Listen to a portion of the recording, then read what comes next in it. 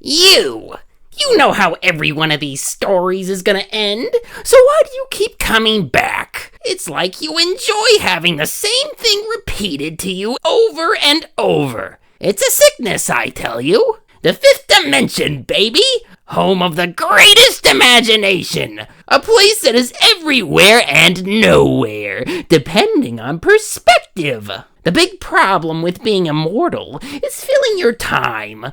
For example, I spend the first 2,000 years of my existence doing absolutely nothing. I didn't move, I didn't breathe.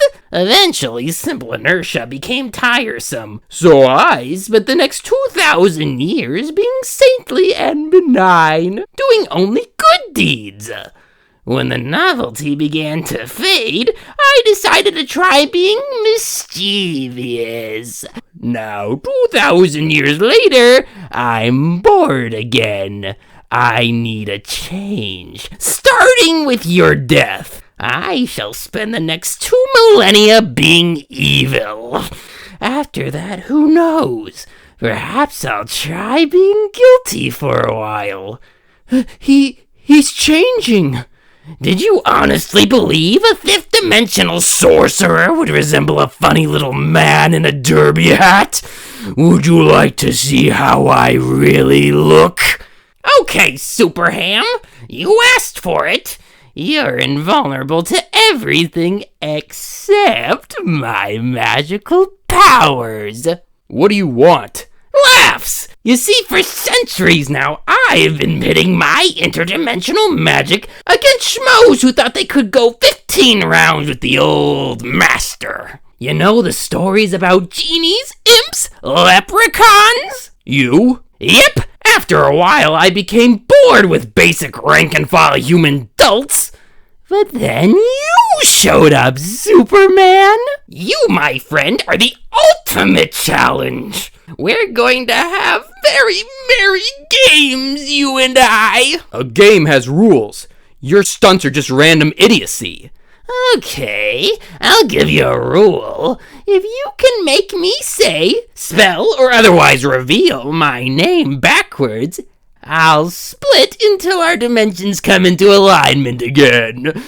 In, 3 months, give or take. I can't even say your name forwards. How am I supposed to say it backwards? No, dope! You don't have to say it. You have to get me to say it. Say what? Kill Tootsie's him! Gosh, you're thick! Now, for the last time, nuts. So here's an interesting question. Who's more real, you or me?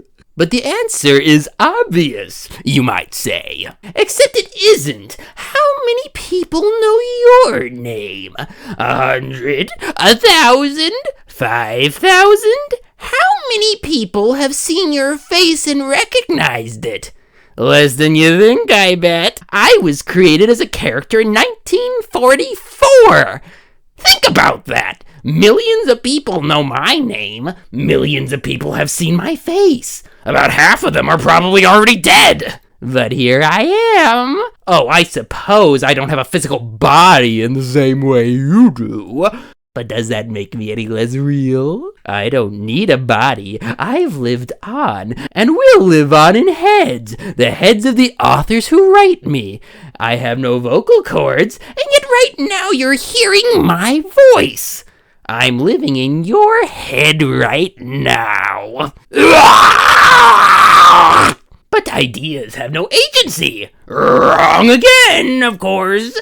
Ideas are agency. We are gods. You are just puppets. As long as there's one of you, there'll be 100 of us. You're holding this comic, reading it, and you think you're in control. But you're so weak, you can't even pronounce my name. So, go ahead.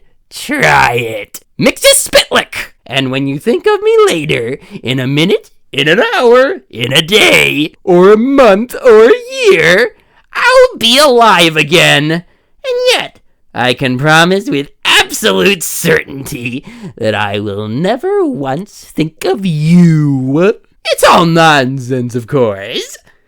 But it's an interesting question.